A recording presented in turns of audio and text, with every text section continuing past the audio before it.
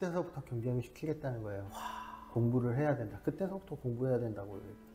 한자 공부나 뭐 조금이라도 해야 된다라고 하면서 그때서부터 안 하면 큰일 날 것처럼.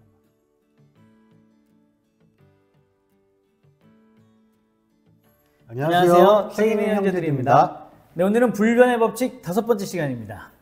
네, 논제문 읽어드립니다. 많은 사람들이 성장과 발전을 위해 노력하고 힘쓰고 있습니다. 이에 대해 모건 하우절은 물고기 실험을 통해 성장에 관한 중요한 메시지를 전하고 있습니다. 성장은 좋은 것이다. 왜소하고 약한 개체는 결국 강자에게 잡아먹힐 테니까. 그러나 강제적인 성장, 지나치게 빠른 성장, 인위적인 성장은 역효과를 내기 십상이다. 이에 대한 저자의 주장을 어떻게 생각하시나요? 네, 발췌문입니다. 성장은 좋은 것이다. 왜소하고 약한 개체는 결국 강자에게 잡아먹힐 테니까. 그러나 강제적인 성장, 지나치게 빠른 성장, 인위적인 성장은 역효과를 내기 십상이다. 로버트 그린은 말했다. 창의성 발현을 막는 가장 큰 장애물은 조급함이다.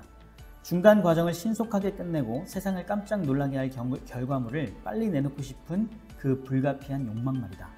인생에서 중요한 것을 대할 때 사람들이 가장 흔하게 택하는 접근법 2가지는 뭘까? 더 빨리 하려는 것, 더 규모를 키우려는 것이다.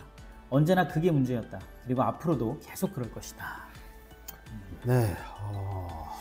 먼저 이 물고기 실험을 통해서 성장에 대해서 모건 하우절이 하고 싶은 이야기가 있었던 건데 그 물고기 실험이 뭔지를 간략하게 말씀을 드려보면 네. 이제 물고기가 2그룹이 있었어요. 한 그룹은 아주 지나치게 뜨거운 물이 있었고 또 한 그룹은 아주 지나치게 차가운 물이 있었어요. 거기서 이제 성장 속도를 살펴보니까 뜨거운 물에 있었던 그룹의 물고기는 아주 느리게 성장을 하고 또 차가운 물에 있었던 그룹의 물고기는 굉장히 빠르게 성장을 하는 거예요. 그 크기가. 그리고 나서 나중에 정상적인 온도의 두 물고기를 다시 이렇게 합쳐놨더니 어떤 현상이 일어났냐. 뜨거운 물에서 성장한 물고기는 느리게 성장했지만 결국 차가운 온도에서 자란 물고기에 비해서 훨씬 더 오래 살았다는 얘기입니다. 그리고 차가운 얘기해요. 차가운 물에서 성장했던 물고기는 빨리 죽었다는 거죠. 그게 몇 년 차이였나 뭐 하여튼 차이가 컸었어요. 15%? 15%? 네, 빨리 성공한 15%. 네. 그 오래 산 건 30% 그렇게 봤던 것 같은데. 맞아요. 네. 그런 실험이었습니다. 한 가지 빼먹은 거가 있는 것 같아서. 말씀해 주세요. 결국 같은 물에 넣었을 때 네. 궁극적으로 크기는 다 똑같아졌다. 정답! 제가 그 얘기 안 했나요? 네, 그걸 안 얘기했어가지고 그거 생각하다가 지금 아까 그랬거든요. 정상적인 온도로 다시 놨을 때는 똑같아졌는데 네, 크기는 다 똑같아졌는데 이제 사는 거 연령이 이제 그렇게 평균 수명이 차이가 났다라는 건데. 근데 이걸 통해서 이제 모건 하우절은 뭐 강제적으로 성장을 했을 때 인위적으로 성장을 시켰을 때 문제가 되더라. 이런 거죠. 사업도 또 우리가 경제를 펴나가는 데 있어서도 더 크게 뭔가 더 규모를 키워나가려고 하는 거, 더 빨리 하려고 하는 거, 이게 결국은 문제가 되지 않냐. 뭐 한 가지 예를 또 들어드릴 수 있는 게 책에서 나왔던 건데 숲속에 그 어미나무 밑에 작은 아기 나무가 클 때는 맞아요. 햇빛을 바로 못 받고 그렇기 때문에 굉장히 느리게 크잖아요. 그래서 좀 단단하게 클 수가 있는데 들판에 정말 아무런 그 가림막이 없이 자란 햇빛을 그대로 보고 자란 나무는? 그런 나무는 금방 쑥쑥 자란대요. 근데 문제는 너무 무르기 때문에 약해져서 곰팡이가 피기 쉽고 그래서 다 성장을 하기 전에 죽어버린다고 하더라고요. 근데 우리 요즘 이제 뭐 과학의 발전이라든지 급변하는 어떤 사회적인 이 분위기 속에서 우리가 중심을 잡아야 될 부분 중에 하나가 이 부분인 것 같은데 이걸 이제 모건 하우절이 아주 정확하게 꼬집어 놓은 것이 아닌가. 뭐 여러 가지가 있겠지만 저는 지금 한국에 살고 있으면 한국 사회에 대해서 생각을 하면 안 할 수가 없죠. 안 할 수가 없죠. 저는 이제 아이 아빠 아빠로서 아이를 키우고 있다 보니까 네. 그 아세요? 그 베이비 페어 뭐 이런 식으로 해가지고 네. 유아 교육점 뭐 이런 것들이 네. 되게 많거든요. 네. 가보면은 아직 돌도 안 됐는데 학습지를 하라고 해요. 아우. 왜 그런 걸까요? 그때서부터 경쟁을 시키겠다는 거예요. 공부를 해야 된다. 그때서부터 공부해야 된다고 해요. 한자 공부나 뭐 조금이라도 해야 된다라고 하면서 그때서부터 안 하면 큰일 날 것처럼 말해요. 와, 진짜. 너무 강박 아닙니까, 그거? 그렇죠. 음. 이런 말이 어떻게 좀 논란거리가 될 수도 있는데 사실 큰 뭐 병이나 뭐 그런 것들이 없는 이상 아이들은 어느 정도 성장하면은 지가 발로 스스로 일어나서 걸을 수 있고요. 말을 할 수 있어요. 근데 그거를 빨리 하겠다. 빨리 그거 하겠다고 그런 것들을 시키는 경우도 많아요. 그리고 요즘에 보면은 초등학교 애들이 중학교, 고등학교 수학 문제나 뭐 이런 것들을 풀게 만들어요. 선행학습한다고. 너무 빠르네. 야, 엄청 빠르죠. 뭐 일부 특출한 애들이긴 할 거예요. 근데 아무튼 그런 기사를 봤거든요. 여기서 말하는 인위적인 성장이랑 그게 뭐가 다른지 모르겠어요, 저는. 제가 봤을 때는. 저도 굉장히 공감하는 부분 중에 하나예요. 네. 여기서 말하면은 창의성 발현을 막는 가장 큰 장애물, 조급함. 아이들이 창의성을 가져야 할, 창의성을 키워야 할 그때의 주입식 교육이나 뭐 이런 걸로 이미 그렇게 만들면은 아이에게 창의성이라는 게 사실 발달할 수 있는 기회를 박탈한 거나 마찬가지거든요. 그렇죠. 좋을까요? 저는 별로 좋을 것 같다고 생각은 안 들거든요. 저도요.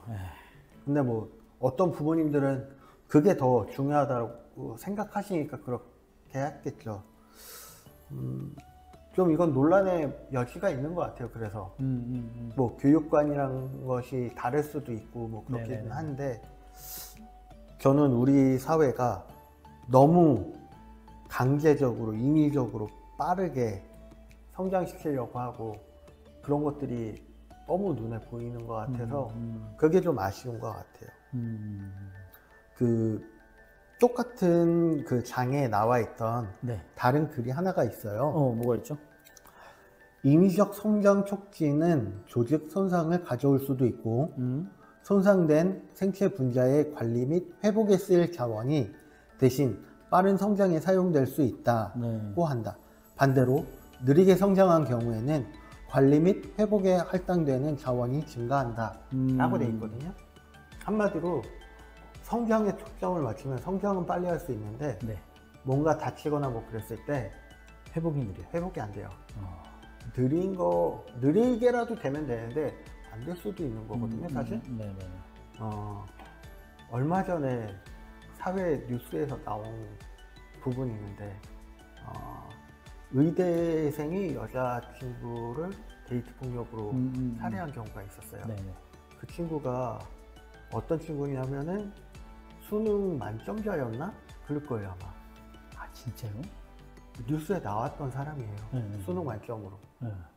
그럼에도 불구하고 그 의대 가가지고 자기가 그 생각한 만큼 그 주변 사람들이 생각한 만큼 자기가 그거를 펼치지 못하는 상황이었었던 것 같아요.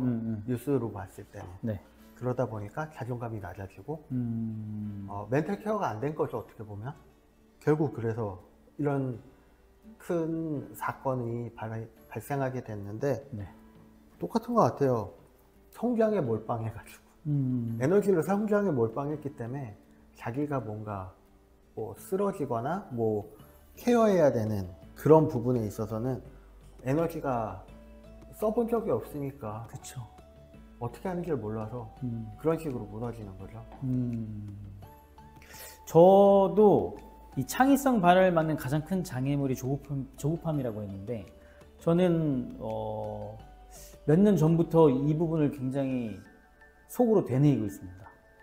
성공에 있어서 주적은 조급함이다. 그렇죠. 조급하면 될 일이 안 됩니다. 그래서 우리나라 옛 속담에 급할수록 돌아가라고 하잖아요.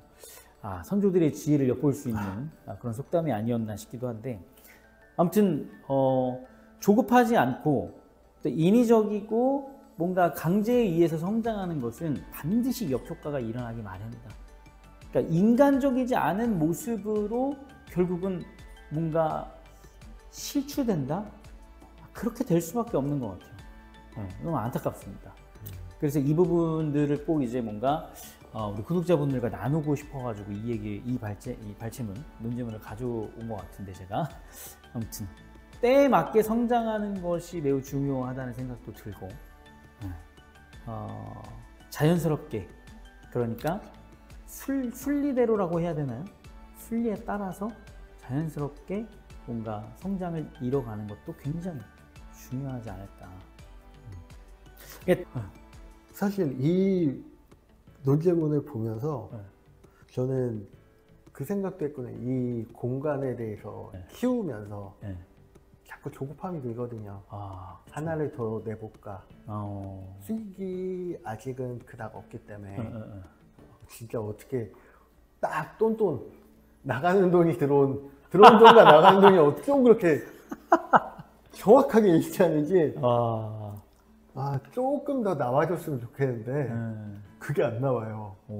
그러다 보니까 이걸 하나 더 내면은 혹시 될까? 하나 더 만들어 볼까라는 생각이 최근에 좀 많았거든요.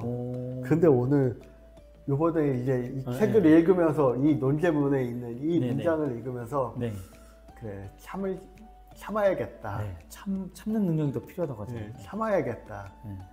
그러니까 이 책에 어떤 거듭 좀 강조되고 있는 부분 중에 하나가, 제가 캐치한 부분 중에 하나는 마법 같은 단기적인 성공은 없다. 그렇죠. 그렇게 하더라도 반드시 문제가 생긴다. 성공은 장기적으로 봐야 된다. 약간 이런 이야기를 또 모건 하우젤이 하고 싶었던 얘기 중에 하나였던 것 같아요. 똑같은 그 말이 책에 나와 있었어요. 187페이지에 있는 건데, 단번에 시장을 장악하려는 것은 어리석은 생각이다. 첫째, 대개 그것은 불가능하므로 많은 비용을 날리게 된다. 둘째, 설령 가능하다 해도 생산시설이 감당하지 못한다. 셋째, 설령 가능하다 해도 오래 유지하기 힘들다. 너무 단기간에 거대해진 기업은 하루아침에 큰 돈이 생긴 소년처럼 행동하기 십상이다. 이게 단계적으로 커야 돈도 어떻게 적재적소에 어떻게 사용할지도 알고 그런 건데, 이게 우리 뭐 돈그릇이 준비가 안 되는데 돈이 많이 들어오면 쪽박 찬다고 하잖아요. 말 그대로. 맞습니다. 딱 그런 거를 이야기한 것 같아요. 저는 그 생각을 참 많이 했던 것 같아요. 그러니까 저도 인생을 좀 멀리 보려고 진짜 많이 노력을 하는 스타일인 것 같은데, 사실 유튜브를 이렇게 시작한 것도 멀리 보고 하는 거지. 그렇죠. 안 그랬으면은 한 번 올렸는데 안 되면 실망해버리고. 사실 저희는 지금 단단해지고 있는 거거든요. 그렇죠. 저희는 지금 아직 햇빛을 보지 못하고 있어요, 여러분. 여러분들이라는 햇빛이 있어서 그래도 우리가 성장하고 있는 거지만, 아무튼 저는 돈을 많이 번다, 이 부분에 있어서 참 걱정이 되고 염려를 많이 하게 됐던 것 같아요. 하고 있는 것 같아요. 그러니까 방금 전에 1억, 2억, 갑자기 10억, 20억이 나한테 생긴다. 그럼 난 뭐 할 거지? 그래서 저는 가장 중요한 게 그 성공한 사람들이 다 읽었다던 죽음의 수용소. 여기서 로봇 테라피라는 이론을 아주 만들어낸 어떤 창시자죠. 빅터 프랭클 박사가 했던 얘기는 삶에 반드시 의미가 있어야 된다. 그 의미가 없으면 그냥 죽음과 같다. 뭐 이렇게 이제 표현할 정도로 삶의 의미를 찾는 것이 너무 중요한 것을 강조한 게 로봇 테라피인데, 저는 돈이 많이 생겼다. 그 돈을 어디다 쓰냐? 저는 이게 걱정이에요, 사실. 쓸데없는 걱정일지 모르겠지만 내가 그것을 감당하지 못하면 결국은 내 삶의 의미도 찾지 못할 뿐더러 결국은 다시 실패의 자리로, 뭔가 경제적 실패의 자리로 돌아오지 않을까. 그래서 제가 하고 싶은 이야기는 단계적으로 성공하는 것. 그게 굉장히 중요하다. 그렇게 해야 내가 느끼는 게 있고 깨달은 게 있고 그 깨달음과 그 느낀 것들이 그 경험들이 그릇을 만들어 줄 거기 때문에 그래서 저는 그렇게 조급하게 생각하지 않으려고 아까 전에도 계속 이제 뭐 되뇌인다고 했는데 이런 부분에 있어서 굉장히 공감하고 또 늘 다짐하고 있습니다. 한 10억, 20억 되면 저한테 투자도 좀. 그렇죠. 그때 되면 눈이 생기겠죠. 정말 그렇게 성장해서 10억, 20억을 갖게 되면 이제 투자에 눈이 생기겠죠. 그럼 투자할 만하면 제가 반드시 투자하겠습니다. 오늘 토론은 이만 마무리하도록 하고요. 함께 하시면서 혹시 의견이 있으셨다면 댓글로 함께 해주시고 추천해 주실 책이나 좋은 논제문이 있으면 댓글에 작성해 주세요. 저희가 대신 토론해 드리겠습니다. 네, 시청해주신 여러분들 정말 감사드리고요. 구독과 좋아요는 사랑입니다. 지금까지 책 읽는 형제들의 부자이서지였습니다.